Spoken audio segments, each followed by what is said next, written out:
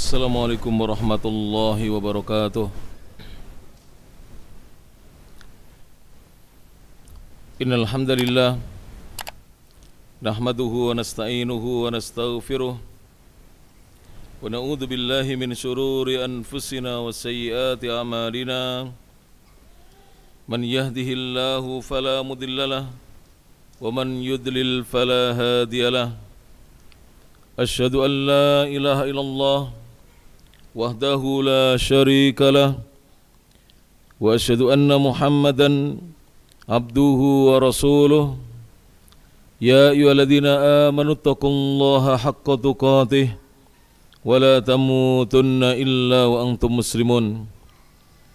Ya ayyuhan nasu taqu rabbakumul ladzi khalaqakum min nafsin wahidah wa khalaqa minha zawjaha wa batha minhuma rijalan katsiran wa nisaa wattaqullaha alladzi tasaaluna bihi wal arham innallaha kana 'alaikum raqiba. Ya ayyuhalladzina amanu taqullaha wa qulu qawlan sadida yuslih lakum a'malakum wa yaghfir lakum dhunubakum wa man yuti'illaha wa rasulahu faqad faza fawzan 'azima. Amma ba'd, fa inna astaqal hadithi kitabullah wa khairal huda huda Muhammadin sallallahu alaihi wa ala alihi wasallam wa syarrul umuri muhdatsatuha fa inna kulla muhdatsatin bid'ah wa kulla bid'atin dhalalah wa kulla dhalalatin finnar. Jamaah kajian Masjid Imam Syafi'i Kota Mojokerto rahimani Allah wa iyyakum.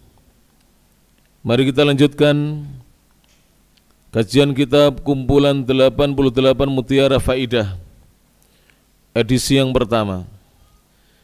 Dan kita masih dalam pembahasan perkataan ulama Ahlus Sunnati wal Jamaah di abad ini. Poin yang berikutnya, pembahasan yang berikutnya, pembahasan nomor 29 berjudul Niat yang baik di dalam mencari ilmu. Niat yang baik dalam mencari ilmu, halaman 74. Berkata penulis hafizahullahu ta'ala, niat-niat atau niatan-niatan yang seharusnya diniatkan oleh setiap penuntut ilmu, orang yang duduk di majelis ilmu saat ia mencari ilmu, saat dirinya menimba ilmu, dan saat dirinya menghadiri pelajaran-pelajaran, itu adalah sebagaimana disebutkan oleh salah satu guru kami yang mulia, Asy-Syaikhul Fadil, Syekh yang mulia, Asy-Syekh Dr. Saleh bin Abdullah bin Hamad Al-Utsaimin hafizahullahu ta'ala. Beliau berkata, niat yang pertama, dan ini niat yang baik di antara niat-niat yang dianjurkan dalam agama kita adalah al-awwalu, yang pertama, an yaqsida raf'al jahli an nafsihi. Hendaknya penuntut ilmu itu an yaqsida, dia meniatkan, dia memaksudkan raf'al jahli, ketika dia mencari ilmu itu untuk mengangkat kebodohan, menghilangkan kebodohan an-nafsi dari dirinya. Jadi niatkan kita dalam mencari ilmu agar kita mendapatkan ilmu, tentu ilmu yang nafi', yang bermanfaat bagi diri kita, dan agar tidak ada lagi kebodohan pada diri kita. Niatan yang kedua yang baik adalah ats-tsani an yaqsida raf'al jahli anil khalqi. Hendaknya diniatkan di dalam mencari ilmu itu mengangkat, menghilangkan kebodohan anil khalqi, dari makhluk Allah Subhanahu wa taala, yaitu kebodohan dari orang lain. Jadi seorang yang mencari ilmu, jika dia berniat seperti ini niatan yang baik dan benar, supaya nanti apabila dia dikaruniai banyak ilmu, dia mau mengajar, mau mentransfer ilmunya, mendakwahkan ilmunya, dan tidak sekali-kali dia berani menyembunyikan ilmunya. karena niatnya sudah benar. Sebab jika niatnya tidak benar, dia akan sembunyikan ilmunya. Dia takut kalau manusia mengetahui ilmu tersebut kemudian meninggalkan dirinya, karena ternyata dia enggan untuk mengamalkan ilmu yang telah dia pelajarinya. Niatan yang ketiga yang baik adalah ats-tsalits an yas'a fi bathil ilmi wa ihya'ihi wa hifdhihi min ad-dhaya'. An yas'a, hendaknya dia berupaya sekuat tenaganya, berusaha fi bathil ilmi, untuk menyebarluaskan ilmu, wa ihya'ihi, dan untuk menghidup-hidupkannya, wa hifdhihi, serta untuk menjaga ilmunya itu minad dhaya', dari disia-siakan. Bagaimana ilmu itu disia-siakan para jemaah rahmat Allah Subhanahu wa taala? Yaitu seorang yang sudah belajar ilmu, kemudian dia diminta untuk mengajarkan ilmunya, dan di daerah di mana dia tinggal tidak ada seorang pun yang mengajarkan ilmu sebagaimana ilmu yang dimiliki oleh orang tersebut. Kemudian dia enggan untuk mengajarkannya. Inilah orang yang menyia-nyiakan ilmu. Inilah orang yang menyia-nyiakan ilmunya. Maka dalam agama Islam hendaknya diniatkan dia berupaya untuk menyebarkan ilmunya. Jika sudah memiliki, dia sebarkan ilmunya. Kemudian dia berupaya untuk menghidupkan ilmu tersebut, karena ilmu agama itu jika disebarluaskan dan diamalkan maka menjadi hidup. Maka manusia menjadi tahu. Orang lain yang sebelumnya tidak mengetahui menjadi mengetahui ilmu tersebut. Kemudian diberi hidayah oleh Allah untuk menjalankannya. Kemudian poin yang keempat, niatan yang keempat adalah rabi' an yanwiyal amala bil ilmi.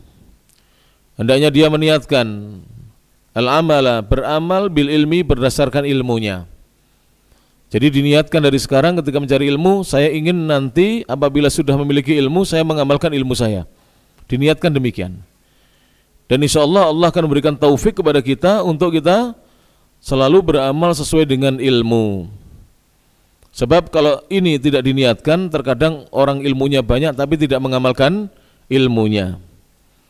Dia sudah mengetahui kewajiban dia sebagai seorang muslim yang sehat, yang sudah balik untuk sholat berjamaah di masjid, ternyata dia tidak mau pergi ke masjid.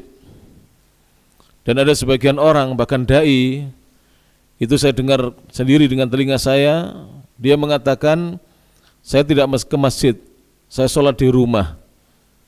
Jadi saya ingin mengajari anak-anak saya sholat. Kalau ingin mengajari anak-anaknya sholat, pergi ke masjid, bukan sholat di rumah. Karena Nabi SAW dahulu ketika mendengar adzan, beliau pergi ke masjid dan bukan sholat di rumah. Beliau hanya sholat di rumah ketika sholat duha, atau sholat sunnah, atau sholat malam, qiyamul lail, tahajud, beliau di rumah. Adapun sholat 5 waktu, sholat Jumat, beliau keluar dari rumahnya pergi ke masjid. Sholat tarawih, beliau ke masjid.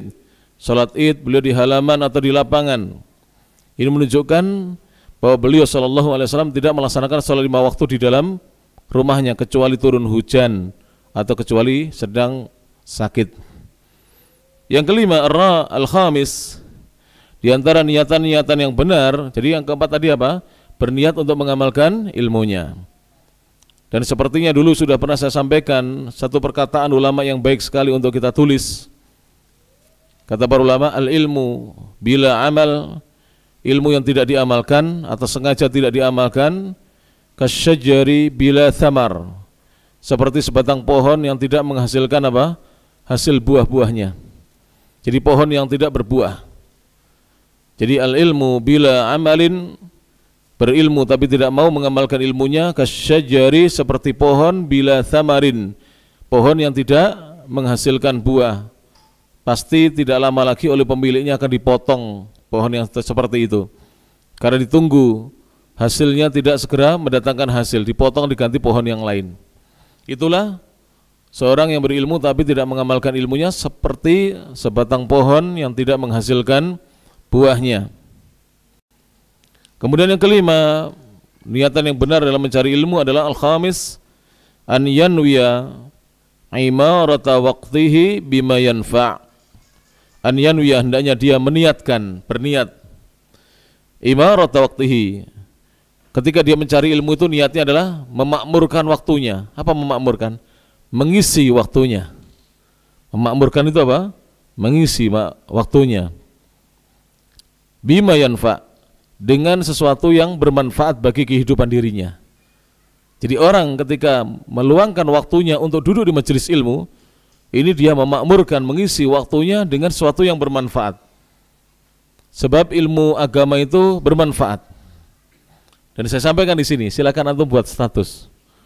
Tidak ada ilmu yang kita pelajari yang 100% pasti kita amalkan kecuali ilmu agama Islam. Kecuali ilmu agama Islam. Sehingga antum jangan ragu kalau belajar ilmu agama Islam itu ilmu antum pasti antum amalkan. Entah sekarang, entah besok, entah lusa, entah bulan depan, entah tahun depan. Seorang yang belajar fikih ibadah haji, tata cara ibadah haji, manasik haji. Kalaupun sekarang dia belum memiliki rezeki untuk dia daftar haji, siapa tahu berapa tahun mendatang keponakannya memberangkatkan dia haji. Dia sudah tahu ilmunya dan pasti diamalkan. Jadi al-ilmu syar'i itu 100% akan diamalkan. Adapun ilmu dunia, seorang yang mempelajari matematika sampai dia menjadi ahli matematika, S1-nya matematika, S2-nya matematika, S3-nya matematika, ternyata kerja di perusahaan roti. Apa hubungannya matematika dengan perusahaan roti? Ilmunya tidak diamalkan. Itu pun dia jadi direktur, tidak jadi tenaga adminnya. Ilmunya tidak diamalkan. Ada seorang, dia memperdalam bahasa Inggris sampai S1-nya sastra Inggris, lulusan sastra Inggris, gelarnya SS, S2-nya sastra Inggris. Kemudian ketika bekerja, ternyata bekerja di Departemen Pertanian. Apa hubungannya para jemaah? Ini ilmu dunia banyak yang tidak kita amalkan. Tapi ilmu agama Islam, jika kita pelajari, ilmu itu akan 100% kita amalkan. Maka kita tidak rugi mempelajari ilmu agama Islam. Tapi mempelajari ilmu dunia bisa jadi tidak ada keuntungan di sana. Bisa jadi. Betapa banyak sarjana-sarjana yang nganggur ya. Sarjana strata 1 yang menganggur, tidak punya pekerjaan. Bahkan pekerjaannya tidak linier. Dia sekolah yang tinggi-tinggi ternyata ya pekerjaannya tidak linier. Bahkan banyak yang masih belum diberi oleh Allah Ta'ala rezeki pekerjaan. Ini menunjukkan bahwa ilmu dunia seperti itu. Dan ini bukan berarti Islam melarang kita belajar ilmu dunia. Jangan, tidak demikian. Ilmu dunia kita pelajari sesuai dengan porsinya. Tapi ilmu agama wajib dipelajari. Wajib bagi siapapun. Apakah dia dokter, atau dia perawat, atau dia anggota TNI, atau dia anggota Polri, atau dia petani, pedagang, direktur, karyawan, ibu rumah tangga, seorang pedagang, apa saja, penjual bakso, pemilik warung, owner sebuah misalnya restoran terkenal, pemilik restoran terkenal, apa saja profesinya, dia wajib mencari ilmu agama Islam. Karena ilmu ini cepat atau lambat pasti akan kita amalkan, berguna bagi kehidupan kita di dunia, lebih-lebih di akhirat. Taib, yang ke-6, oleh karena itu saya sering sampaikan ini di beberapa majelis, jangan kita mundur dari majelis ilmu, apalagi menyatakan pensiun dini dari majelis ilmu. Nah, ini penyakit yang mulai melanda sebagian kaum muslimin. Jadi yang dulu sudah ngaji rajin, sekarang tidak muncul lagi karena sudah jadi senior. Ibarat pemain sepak bola sudah gantung sepatu, sudah pensiun dari pengajian. Tidak. Kalau antum melihat sirahnya para sahabat Nabi SAW, tidak ada satupun sahabat sekalipun ilmunya luas yang meninggalkan majelis ilmunya Rasulullah SAW kecuali mereka meninggal dunia. Maka jadikan sebagai prinsip hidup. Saya akan tetap ngaji walaupun pengajiannya mungkin terulang, ganti ustadznya, pembahasannya juga itu, saya tetap akan ngaji karena saya ingin meninggal husnul khatimah. Saya ingin meninggal husnul khatimah. Sebagaimana Bapak Idam Khalid yang bisa duduk di situ. Ingat ya, beliau dulu Depak ya, pensiunan Depak, pemilik beberapa outlet Indomaret dan Alfamart, duduk di situ. Dan saya beberapa kali ngisi di sana di Indomaretnya beliau. Insya Allah husnul khotimah. Karena sampai akhir hayatnya, insya Allah masih ngaji ya, masih ngaji. Seperti Bapak siapa? Nan. Bapak siapa namanya? Namanya siapa? Ahnan, Pak Nan. Beliau adalah dulunya anggota TNI Angkatan Darat. Masya Allah.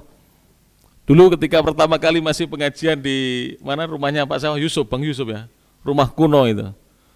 Pengajian pertama itu. Setelah dari BLK, kita di rumah kuno, kemudian di musola kecil. Sebelum di musola kecil, Pak Nan itu masih dinas. Saya tanya, saya lihat penampilan beliau ini seperti anggota TNI, gagah, walaupun tidak terlalu tinggi tapi gagah. Kelihatan anggota TNI dan Polri itu kelihatan, walaupun tidak memakai pakaian dinas tetap kelihatan anggota. Gagah begitu. Saya tanya, Bapak anggota ya? Dia mengatakan, bukan menipu saya, bukan berbohong, tapi beliau mengatakan, oh saya jamaah pengajian gitu. Saya jamaah apa? Pengajian. Saya sering ngaji di pengajian-pengajian Muhammadiyah, begitu saja beliau mengatakan, kurang lebih yang saya ingat. Masya Allah. Insya Allah husnul khotimah. Karena beliau tidak hadir lagi di pengajian karena beliau sudah dikabarkan meninggal dunia. Rahimahumullah alal jami'. Semoga Allah merahmati saudara-saudara kita, jamaah-jamaah kita yang sudah meninggal dunia, ayah ibu kita, kakek nenek kita, dan kaum muslimin seluruhnya yang sudah meninggal dunia, khususnya ulama-ulamanya, para kiainya, para ustadznya yang sudah meninggal dunia mendahului kita. Rahimahumullahu alal jami' wa ghafara lahum, dan semoga Allah mengampuni dosa-dosa mereka. Dan ini berjamaah adalah niatan yang baik, niatan untuk kita memakmurkan, mengisi waktu-waktu kita dengan mencari ilmu. Insya Allah tidak akan menghabiskan waktu kita setelah maghrib sampai isya, itu tidak akan menghabiskan waktu 24 jam sehari yang Allah berikan kepada kita ketika kita hidup di dunia ini. As-sadis yang keenam, di antara niatan yang baik adalah ibtigha'u nuzuli rahmatillahi subhanahu. Mencari ilmu itu niatkan mencari turunnya, dalam rangka untuk mencari turunnya rahmatnya Allah subhanahu wa ta'ala. Jadi di majelis-majelis seperti ini, majelis ilmu seperti ini, Allah itu menurunkan rahmatnya, kasih sayangnya. Maka orang yang duduk di majelis ilmu, walaupun duduknya sebentar sekali, insya Allah dia dicurai rahmatnya Allah subhanahu wa ta'ala. Niatan yang ketujuh, as-sabi' at-ta'awunu alal birri wa taqwa. Mencari ilmu itu dalam rangka ta'awun, bekerja sama, tolong menolong di atas kebajikan dan takwa. Kenapa demikian? Sebab kalau tidak ada yang mencari ilmu, nanti generasi yang akan datang akan buta tentang ilmu agama. Kalau sekarang generasi ini tidak ada yang mencari ilmu, lahir anak-anak kita yang tidak tahu ilmu agama. Karena akan apa? Ada generasi yang putus dari ilmu, sehingga generasi yang akan datang akan jauh dari ilmu agama. Dan itulah keadaan ketika mendekati hari kiamat. Manusia hanya kenal la ilaha illallah, tidak tahu apa itu sholat, tidak kenal apa itu siam, puasa, haji, umrah, dan seterusnya. Hanya tahu kalimat la ilaha illallah. Sampai nanti di akhir zaman, sebelum terjadinya, sudah dekat terjadinya hari kiamat, mereka hanya tahu kalimat Allah saja, kata Allah. La ilaha illallah sudah tidak dikenal, yang dikenal hanya Allah. Dan pada saat itulah ketika manusia hanya berzikir menyebut Allah, Allah, itu adalah syirarun nas, keadaan manusia yang paling buruknya. Seburuk-buruknya manusia yang pernah hidup di dunia adalah zikirnya Allah, Allah saja. Tidak tahu la ilaha illallah, tidak kenal dengan subhanallah, tidak mengerti dengan alhamdulillah, Allahu akbar, tidak kenal dengan la haula wala quwwata illa billah, tidak kenal dengan astaghfirullah. Yang mereka kenal hanyalah kalimat atau kata Allah, Allah saja dalam hidup mereka. Dari pembahasan nomor 29 ini ada beberapa faidah yang bisa kita petik. Faidah ucapan ulama, yaitu faidah ucapan dari Syekh Dr. Saleh bin Abdullah bin Hamad Al-Utsaimin hafizahullah ta'ala. Yang pertama, faidah pertama adalah anjuran untuk kita berniat di dalam mencari ilmu ini dengan niatan-niatan yang baik dalam kita mencari ilmu. Jadi mari kita niatkan dengan niatan yang baik dalam kita mencari ilmu. Yang kedua, Dari ucapan itu ada anjuran untuk mencari ilmu syar'i. Jadi kita dianjurkan untuk mencari ilmu syar'i.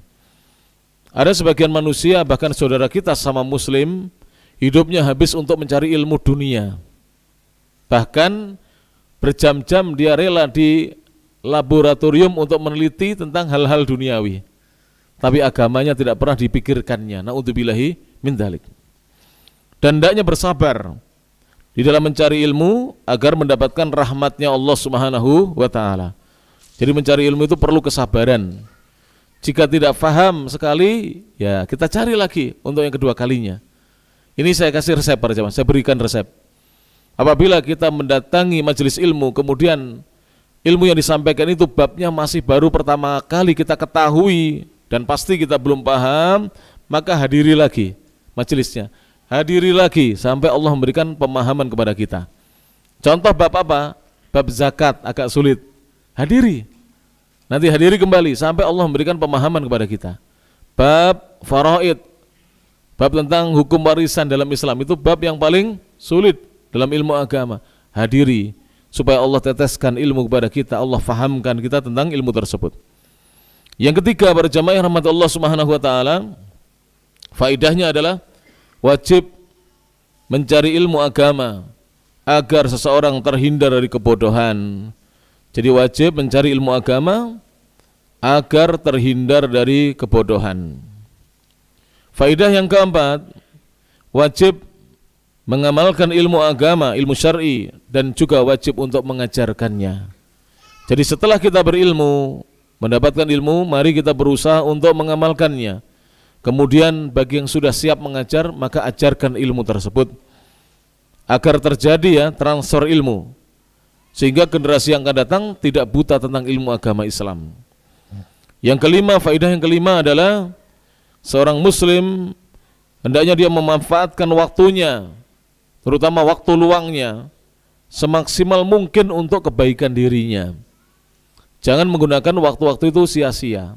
Saya beri contoh misalnya, panjenengan capek, lelah, berkeringat, pengen merebahkan tubuhnya, jangan hanya ngelamun. Ada HP, buka YouTube, setel juz amma, juz 30, nyalakan sambil rebahan. Kita istirahat mendapatkan apa? Ilmu. Minimal kita mendengarkan Al-Quran itu berkali-kali terhafal. Ini bapak-bapak perjalanan dari Mojokerto ke Jakarta berapa jam, Pak? Lewat tol 9 jam. 9 jam. Daripada melamun, setel kajiannya Ustadz Syafiq Basalama, Ustadz Mubarak Pak Mualim, Ustadz Yazid Jawas, setel YouTube, nyalakan Bluetooth di kendaraannya, didengarkan seluruh kendaraan. Nanti selesai pengajian, dengarkan Al-Quran sambil menghafal. Nikmat hidup itu. Tidak terasa itu perjalanan. Dan tidak bosan di jalan tol yang kita tidak ada pemandangan selain apa? Cuman jalanan saja. Tapi banyak manusia yang misalnya lagi para jemaah, bapak-bapak menunggu ibu-ibu belanja. Jadi menunggu itu adalah pekerjaan yang paling membosankan di dunia, walaupun 5 menit. Dan ibu-ibu itu kalau bilang 5 menit, maka biasanya 30 menit. Kalau bilang 30 menit, 1,5 jam. Jadi kalau bilang sebentar itu 2 bentar, 3 bentar. Itu ibu-ibu. Sudah mafhum semuanya, maklum semuanya. Yang punya istri maklum semuanya. Daripada kita melamun, orang berilmu mendengarkan kajian. HP dibawa dengarkan pengajian sambil menunggu. Tidak taunya sudah dicaplek dari belakang, sudah. Alhamdulillah, kita dengarkan kajian, kita dengarkan ilmu. Jangan ada waktu kita yang terbuang sia-sia. Kita makmurkan waktu kita dengan kita mencari ilmu semaksimal mungkin, berbuat amal soleh semaksimal mungkin. Ini poin yang ke-29 yang judulnya niat yang baik di dalam mencari ilmu. Yang berikutnya pembahasan yang ke-30 halaman 75 berjudul berbuka dan juga sahur, maksudnya makan sahur dengan kurma. Jadi di antara sunnah Nabi SAW, maka ketika seorang muslim makan sahur dan berbuka, dahulukan kurma sebelum yang lain. Jika tidak ada kurma basah, kurma kering. Jika tidak ada kurma kering, air putih, baru kemudian yang lainnya. Apabila di masjid ini diadakan buka puasa besok, saum yaumi arafah, maka sediakan kurma. Ya, sediakan kurma supaya makan kurma lebih dahulu. Dan ini sunnah Nabi Shallallahu Alaihi Wasallam. Dan Al-Imam Ibnul Qayyim rahimahullahu ta'ala, dan ini sudah kita bahas, menyebutkan bahwa kurma itu adalah fakihatun, buah. Kurma itu jenis buah-buahan, bukan jenis seperti padi, ya, bukan, atau gandum, bukan. Jenisnya adalah jenis buah-buahan. Hanya saja yang sampai kepada kita buahnya sudah mengering. Sebagaimana antum pergi ke Malang, mampir ke outlet oleh-oleh, beli salak yang sudah di apa? Di apa itu namanya? Dikeringkan itu apa? Salak yang kriuk-kriuk gitu lah. Dia apa namanya?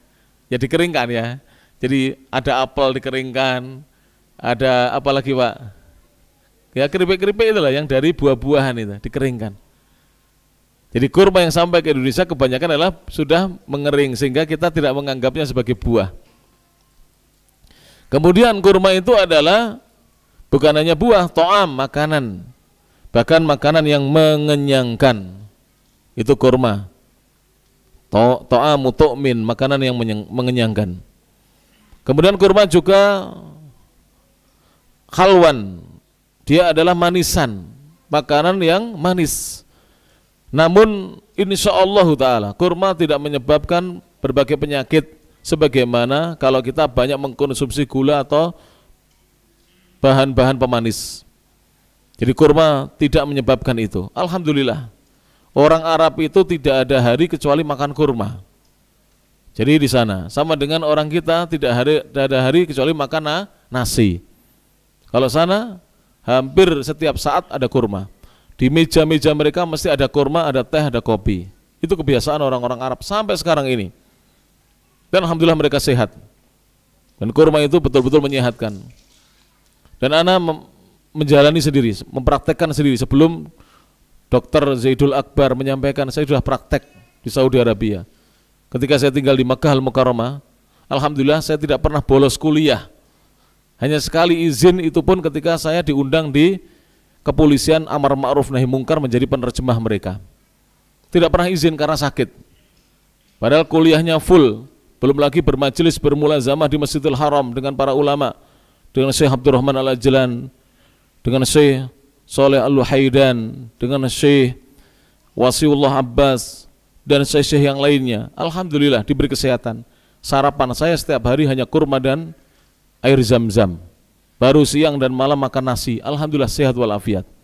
Jadi kurma itu menyehatkan para jemaah yang rahmati Allah Subhanahu wa taala. Jangan benci dengan kurma. Kemudian kurma itu dawa, obat. Jadi kurma itu adalah obat. Kalau kita punya sakit, konsumsi kurma.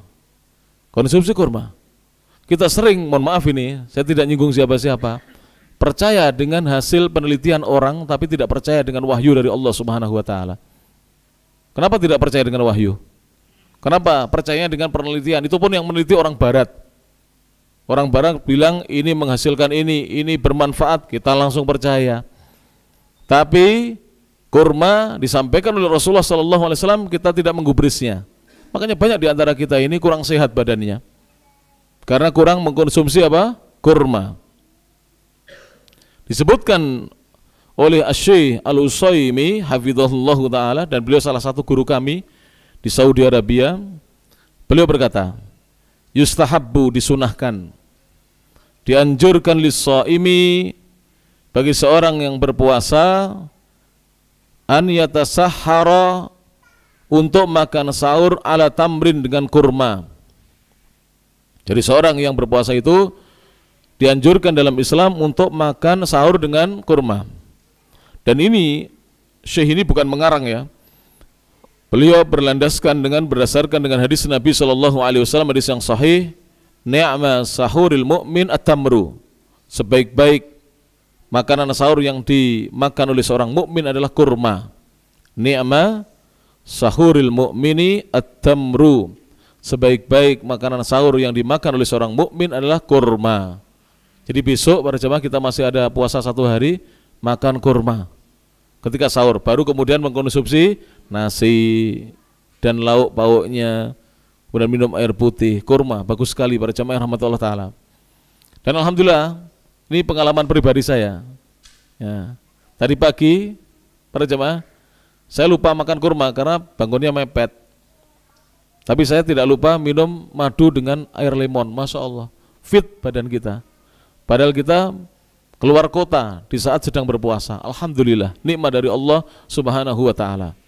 Ini sudah saya sampaikan berkali-kali. Saya sudah mempraktekkan, Pak. Sehari di bulan Ramadan saya bisa 3-4 kota yang berbeda loh. Mojokerto, Malang, misalnya Kediri, Ngadului. Alhamdulillah itu sehat walafiat, diberi kesehatan oleh Allah Subhanahu wa ta'ala. Dulunya saya sering muntah-muntah, Pak. Karena 4 kota, bayangkan antum, berapa ratus kilo itu saya tempuh itu. Kadang-kadang itu muntah saya. Lemes badan, tidak sampai mokel membatalkan puasa tapi sudah lemas. Karena di bulan Ramadan. Tapi alhamdulillah sejak saya mengkonsumsi kurma, sejak saya di Saudi pulang ke Indonesia, saya praktekkan terus. Alhamdulillah sehat walafiat. Silakan. Sebab banyak yang tidak mau berpuasa sunnah karena apa? Merasa lemas. Kalau puasa Ramadan kan banyak yang puasa, dia sehat. Ketika puasa sunnah merasa lemas. Kenapa? Dia tidak menjalankan sunnah Nabi SAW. Jalankan sunnah Nabi SAW. Kemudian beliau mengatakan, wa an yuftira ala tamrin, hendaknya dia berbuka mengkonsumsi kurma terlebih dahulu. Kenapa? Li'anna tamra dhu halawatin, karena kurma itu memiliki rasa manis. Fayadhuqus shaimu, maka orang yang berpuasa itu mencicipi baina hatainil halawatain, mencicipi 2 rasa manis, yaitu rasa manis ketika dia makan sahur dan rasa manis ketika dia berbuka puasa. Dan juga dia mencicipi di antara 2 itu halawat ta'ah, manisnya ketaatan. Jadi ketika seorang itu sahurnya makan kurma, kemudian makan yang lain, kemudian bukanya makan kurma, dari 2 rasa manis ini akan melahirkan manisnya ketaatan. Sebab orang kalau badannya lemah, dia tidak akan bisa menjalankan ketaatan dengan baik. Pasti dia malas, ke masjid malas, ngaji juga malas. Tapi begitu dia mengkonsumsi kurma ketika sahur dan buka, dia bersemangat ketika menjalankan amal-amal ketaatan. Faidah ucapan ulama, faidah yang pertama, al-faidatul ula, disunahkan dan dianjurkan makan sahur dan berbuka puasa dengan kurma. Karena kurma memiliki rasa manis. Ini kebutuhan kita ya, energi. Karena ketika kita lemas itu, kita butuh glukosa, energi yang cukup. Dan itu cepat kita dapatkan dari kurma dibandingkan dari yang lainnya. Jadi cepat diserap kurma itu. Yang kedua, seorang yang berpuasa akan mendapatkan 2 rasa manis. Manisnya kurma saat dia makan sahur dan manisnya kurma saat dia berbuka puasa. Dan juga dia akan mendapatkan manisnya ketaatan kepada Allah Subhanahu wa ta'ala, sebab badannya menjadi sehat. Karena orang yang sakit itu tidak bisa merasakan manisnya ketaatan kepada Allah Subhanahu wa ta'ala. Lurus pembobotan nih. Kalau kita sakit, kita akan kurang semangat untuk beribadah. Tapi kalau badan kita sehat, kita bisa merasakan manisnya keimanan dan ibadah kita kepada Allah Subhanahu wa ta'ala. Taib. Ini pembahasan yang ke-30 berjudul berbuka dan makan sahur dengan kurma. Pembahasan berikutnya masih tentang ucapan ulama, pembahasan yang ke-31 berjudul, bertemakan mentaati pemimpin. Mentaati pemimpin. Asy-Syaikh Al-Utsaimin hafizahullahu ta'ala berkata, ta'atu waliyul amri, mentaati pemimpin, fi hadarit tajawuli, tentang larangan untuk keluar rumah, tadkhulu, maka ketaatan itu masuk fi qaulin Nabi sallallahu alaihi wasallam, maka ketaatan itu termasuk di dalam ucapan sabda Nabi sallallahu alaihi wasallam. Jadi kalau seorang mentaati pemimpinnya, pemimpin kaum muslimin, itu pada hakikatnya dia sedang mentaati perintah Nabi sallallahu alaihi wasallam. Sebab Nabi pernah bersabda, "Alal mar'il muslimi as-sam'u wa ta'ah."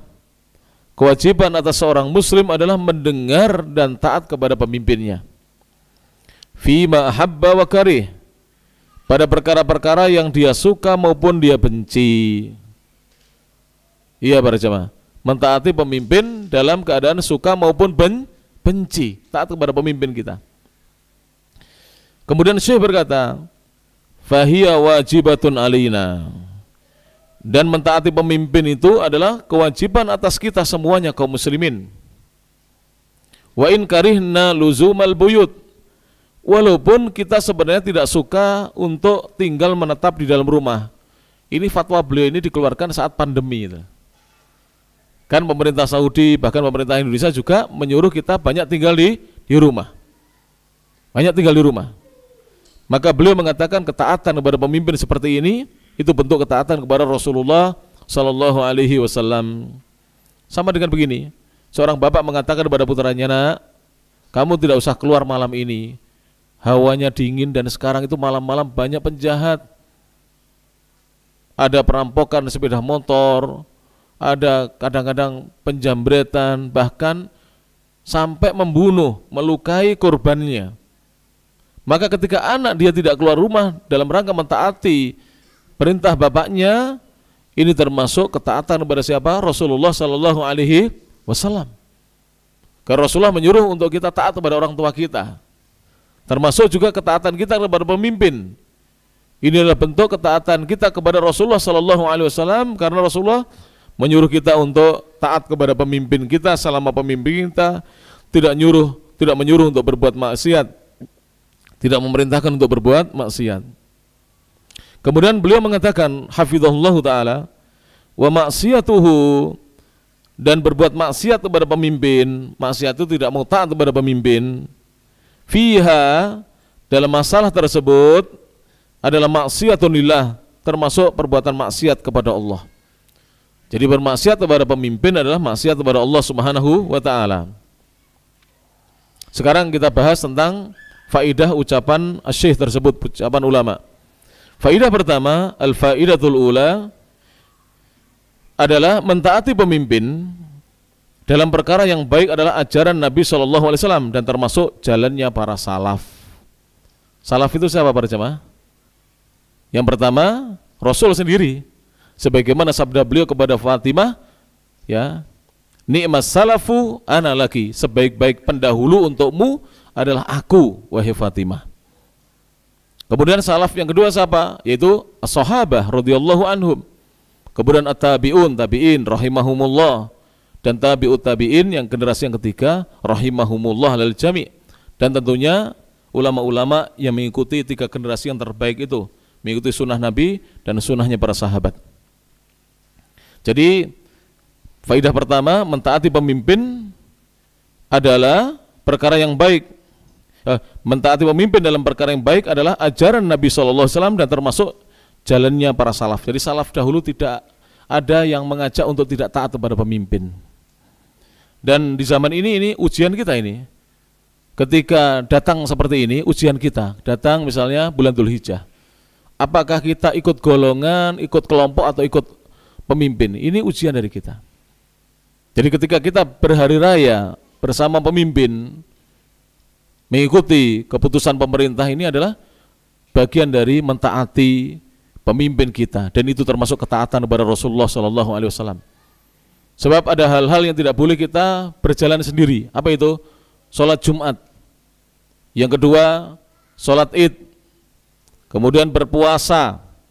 Kemudian berhaji. Kemudian berjihad di jalan Allah Subhanahu wa taala. Tidak boleh kita berjalan sendiri-sendiri. Tidak boleh berjihad tanpa perintah komando dari pemimpin negara. Termasuk tidak boleh kita memulai puasa dan mengakhiri puasa kecuali dengan keputusan pemerintah kita.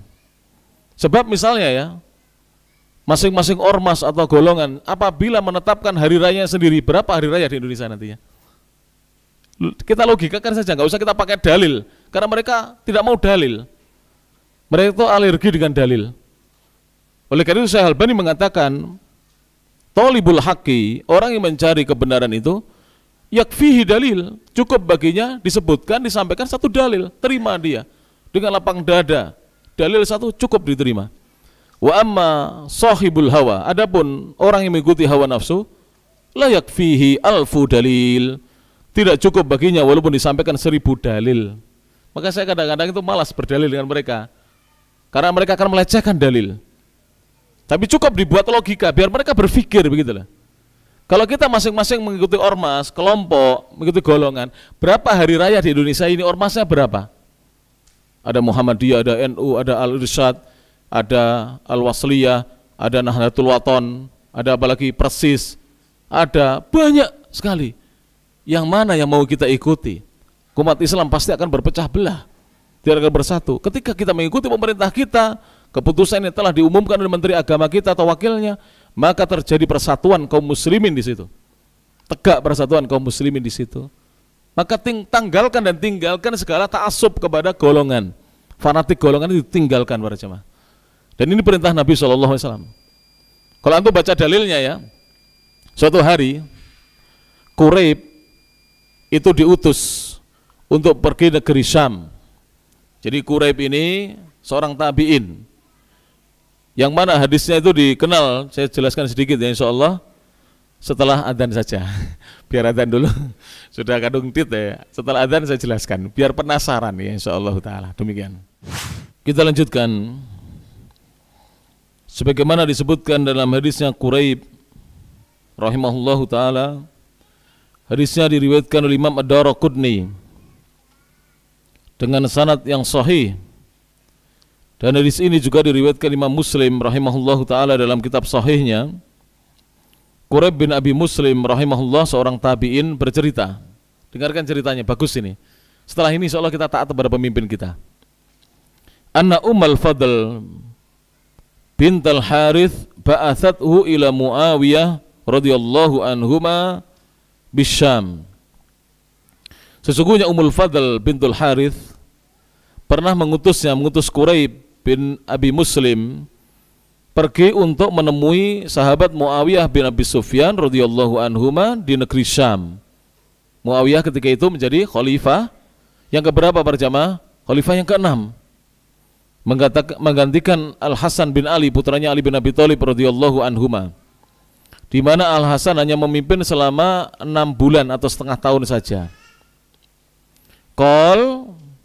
Quraib bercerita, qadimtu Syam, aku tiba di negeri Syam. Kemudian faqadaitu hajataha, aku segera menyelesaikan keperluannya Ummul Fadl. Wastuhilla aliyya Ramadan. Tiba-tiba di sana aku mengalami atau mendapati awal bulan Ramadan. Hilal muncul ya ketika itu. Wa ana bisyam, ketika itu aku masih di negeri Syam. Fara'aitul hilala, maka aku berhasil melihat hilal lailatal Jumu'ah, pada malam Jumat. Ingat-ingat ya, malam Jumat.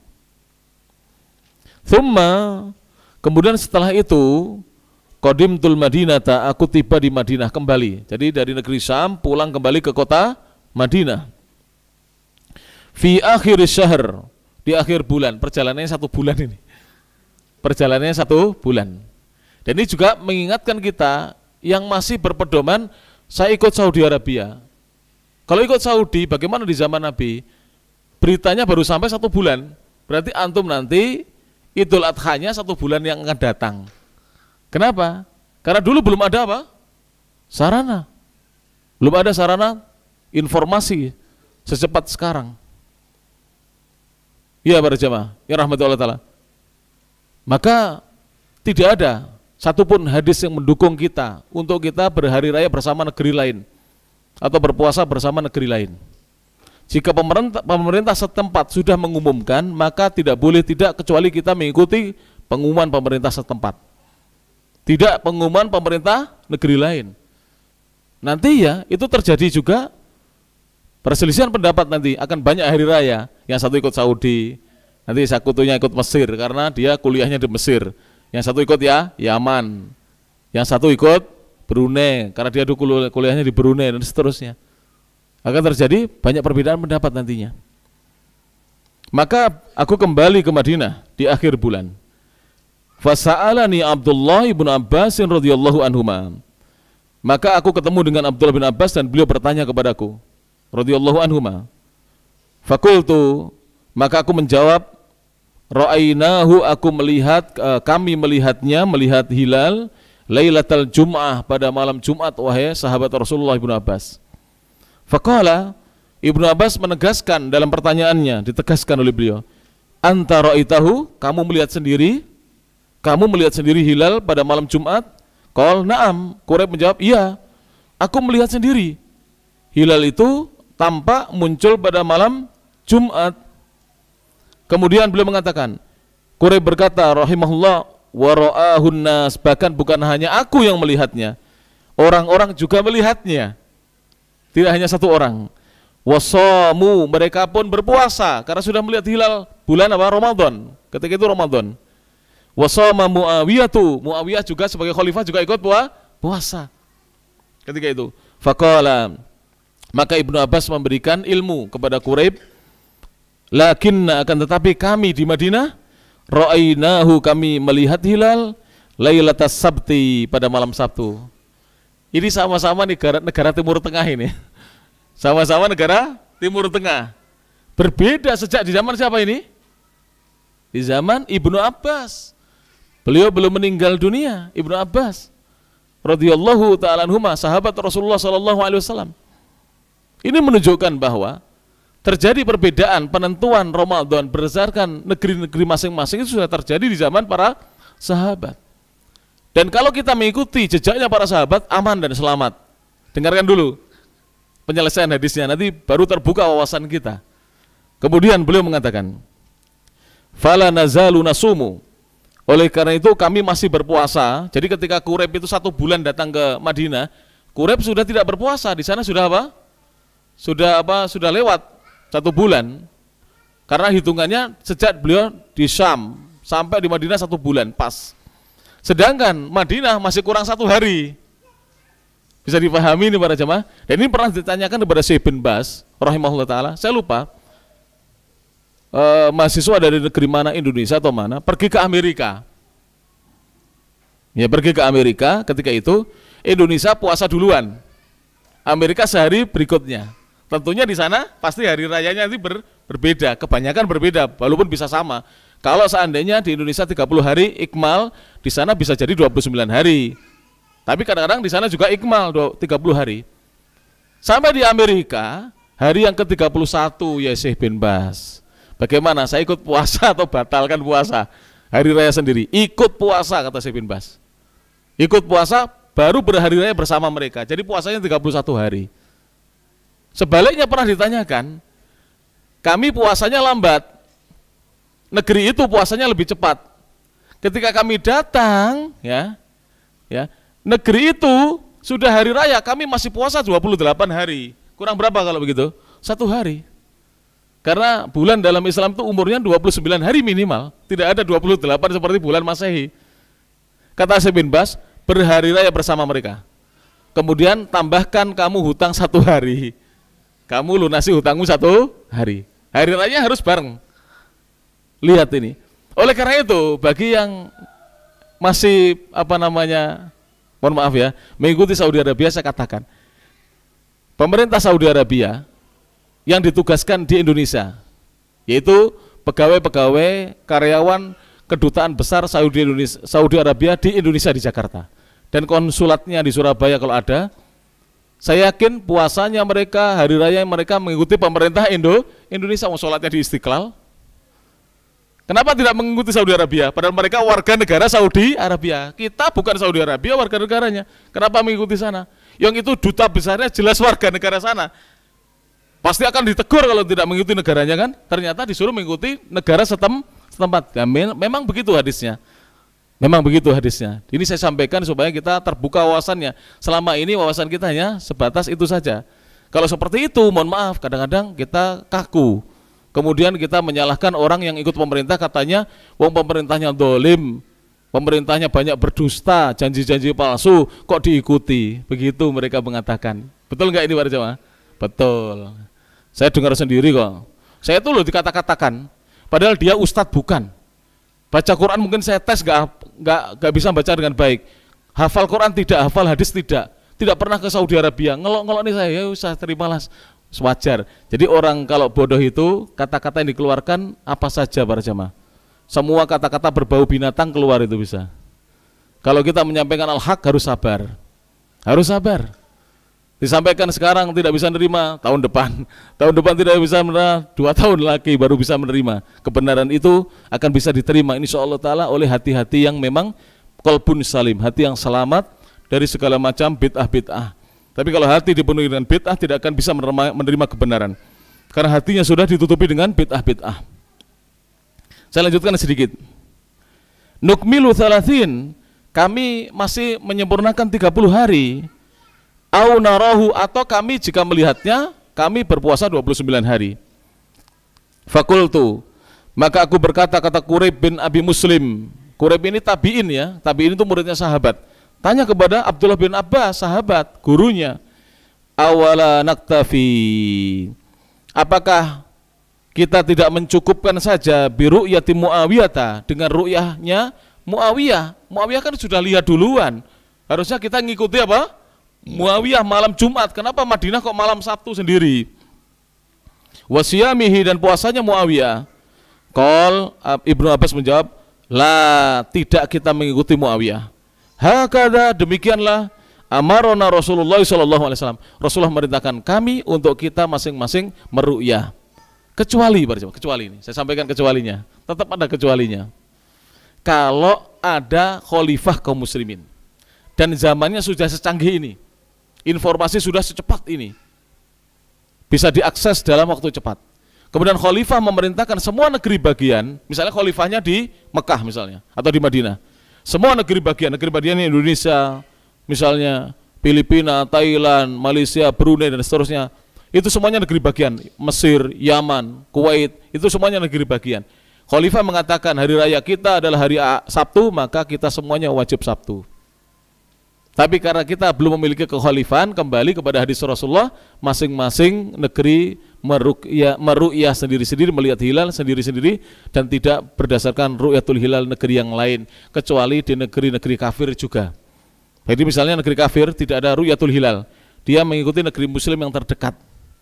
Hari rayanya hari apa dia mengikuti, dengan catatan dia bisa mendapatkan info secepat mungkin, sehingga dia bisa berhari raya bersama negeri yang terdekat.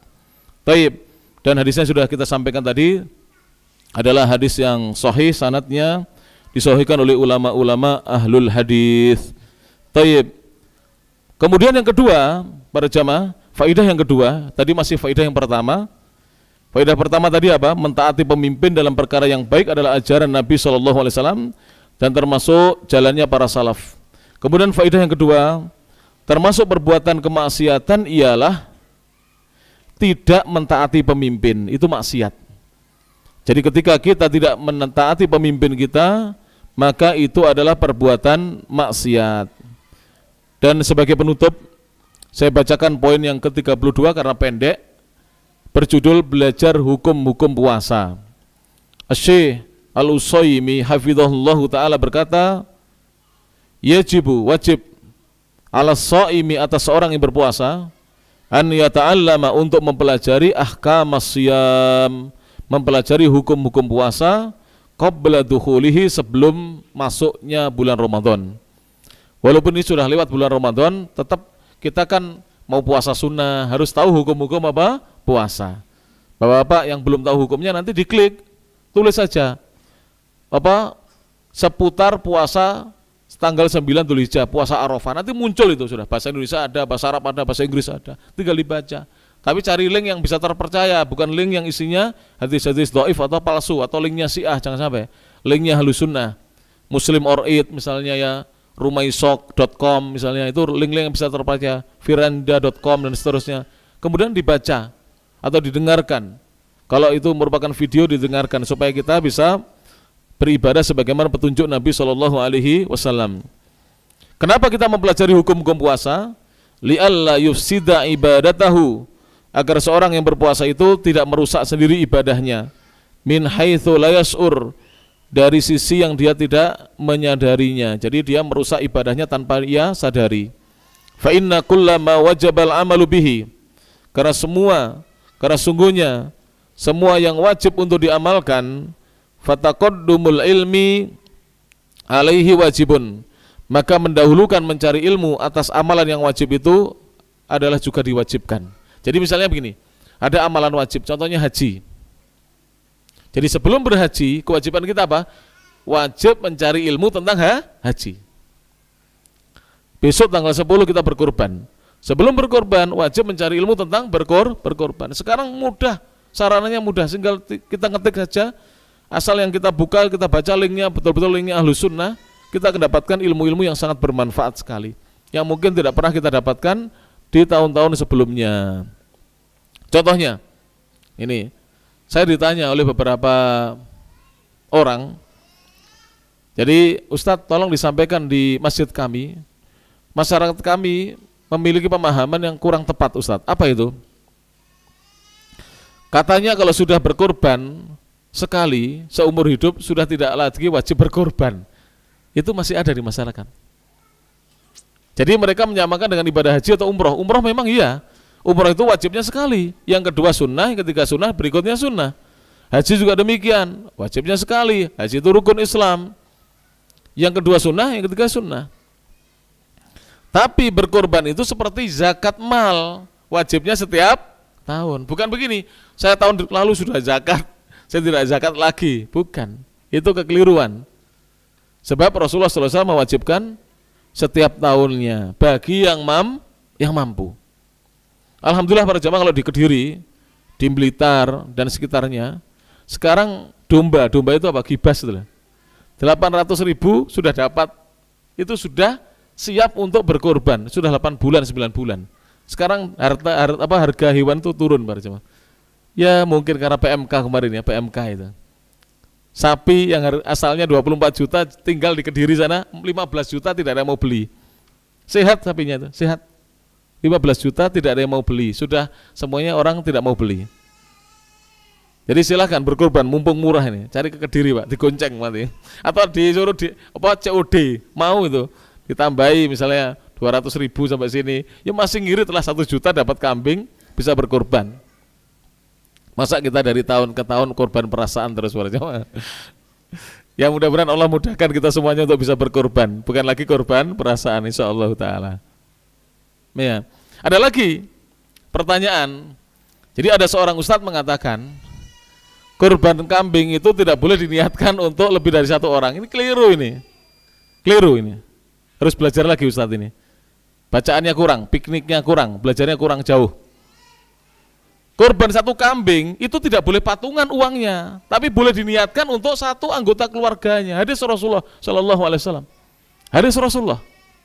Bahkan Rasulullah pernah berkorban, ini untukku dan untuk umatku yang belum berkorban. Umatnya Rasulullah berapa itu? Hadisnya sahih. Makanya ngaji itu penting itu. Jangan kita belajar dengan 1 orang kemudian menganggap itu yang paling benar, kemudian menyalahkan orang lain. Makanya kita kalau mau beramal, cari ilmu dulu. Melihat orang beramal, jangan divonis orang itu salah. Dilihat dulu, tanyakan dalilnya. Mungkin dia lebih tahu dalilnya daripada kita. Patungan kambing memang tidak ada. Patungan kambing tidak ada Pak. Tapi kalau bapak menyembelih kambing untuk diniatkan 1 anggota rumah tangganya, kata para ulama, yang 1 dapur, yang penting 1 dapur. Walaupun di situ ada suami istri, ada anak, ada menantunya, ada cucu-cucunya di situ, semua boleh masuk itu. Yang penting 1 dapur. 1 dapur Pak. Itu boleh, silakan diniatkan untuk semuanya. Jadi diniatkan untuk semuanya. Walaupun ketika menyembelih itu yang menyembelih orang lain tidak meniatkan ini bapak misalnya fulan dan keluarganya, itu tetap kalau diniatkan tetap dapat pahala. Niatkan demikian. Ya, dan ini hadis Rasulullah SAW, bukan ngarang kita. Yang mengatakan tidak boleh itu yang ngarang itu yang ngarang. Boleh. Memang kambing tidak ada patungannya. Kalau sapi patungan 7, unta patungan 10, tapi di sini tidak ada yang nyembelih unta, ya kan? Dan yang lucu, beberapa tahun yang lalu di Pare atau di Kediri itu, mudah-mudahan di sini tidak ada. Ada jamaah yang mengatakan saya disuruh oleh ustadz saya korban berupa seekor ayam jago katanya. Pernah dengar korban ayam jago? Kok enggak burung merpati, manuk doro pisan, atau manuk gemek, burung puyuh sekalian, atau manuk emprit misalnya. Korban itu bukan korban, itu sodakoh. Iya, sodakoh boleh. Saya tidak bisa berkorban, saya tidak punya uang, tapi di rumah ada ayam. Wes, saya sembelih malam hari raya, besok ketika selesai Id saya bagi-bagikan supaya dimakan tetangga saya. Itu sedekah, bukan kurban itu, Pak. Kurban ayam jago tidak ada. Kurban itu hanya 3 hewan. Yang pertama al-ibil unta, al-bakor sapi, dan al-ghanam kambing atau domba. Sudah, tidak ada yang lain. Kerbau walaupun halal tidak untuk kurban. Kuda itu dagingnya halal, bukan untuk kurban. Ya, kelinci tidak ada kurban kelinci. Ya, tidak ada para jemaah rahmatullah subhanahu. Nanti kurban lele, ya, kurban mujair gitu. Tidak ada, itu sedekah bukan kurban. Untuk udhiyah itu hanya 3 hewan para jemaah. Ini perlu ilmu. Mudah-mudahan bermanfaat. Mudah-mudahan kita senantiasa meneladani sunnah Nabi SAW, mengikuti sahabat-sahabatnya, dan tidak ada kebaikan dan kebenaran kecuali kita kembali kepada sunnah Nabi SAW dan sunnah para sahabatnya radhiyallahu anhum. Semoga di hari-hari ini kita perbanyak ibadah-ibadah yang sunnah, bersedekah, kemudian besok puasa sunnah, memperbanyak takbir. Saya ingatkan, takbir itu ada 2. Selama bulan Dzulhijjah di awal-awal ini, dari tanggal 1 sampai tanggal 13 silahkan takbir mutlak, kapan saja waktunya. Takbir, nanti pulang sambil bertakbir Allahu Akbar, Allahu Akbar, Allahu Akbar. Kalau besok pagi setelah sholat subuh, kita bertakbir muqayyad namanya. Sesudah sholat 5 waktu, mulai tanggal 9 Dzulhijjah sampai tanggal 13 sholat asar, itu kita takbir muqayyad namanya. Setelah astaghfirullah 3 kali, Allahumma antas salam, maka imam menghadap jamaahnya bertakbir bersama-sama tanpa dikomando. Tidak ada tuntunannya komando, masing-masing bertakbir sendiri-sendiri, tapi dikeraskan. Allahu Akbar, Allahu Akbar. Dan caranya, yang pertama Allahu Akbar 3 kali di depan, di belakang 3 kali juga. Bagaimana caranya? Allahu Akbar, Allahu Akbar, Allahu Akbar. La ilaha illallah, Allahu Akbar, Allahu Akbar, Allahu Akbar, walillahil hamd 3. Yang kedua 3-2 caranya.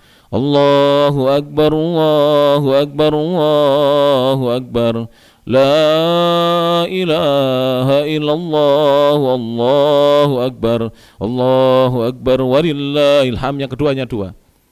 Kemudian 2-2, bukan 3-2 tapi 2-2. Yang pertama tadi 3-3, 3-2, 2-2.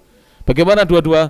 Allahu Akbar, Allahu Akbar, la ilaha illallah, Allahu Akbar, Allahu Akbar, walillahil hamd. Para ulama mengatakan ini yang dari sahabat, tapi boleh ditambah. Allahu Akbar kabiro dan seterusnya boleh, itu tidak bid'ah, nggak ada masalah. Tapi kalau mau ikut sahabat ini yang terbaik ya, ini yang terbaik. Jangan tinggalkan yang sunnah ini, sunnah sahabat ini. 3 ini adalah sunnah dari sahabat-sahabat Nabi SAW. Silakan memperbanyak takbir, berzikir, memperbanyak tahlil, memperbanyak tahmid kepada Allah Subhanahu Wa Taala. Demikian, kurang lebihnya mohon maaf. Akhirul kalam, subhanakallahumma bihamdik, asyhadu an la ilaha illa anta, astaghfiruka wa atubu ilaik, wa akhiru da'wana anil hamdulillahi rabbil alamin. Assalamualaikum warahmatullahi wabarakatuh.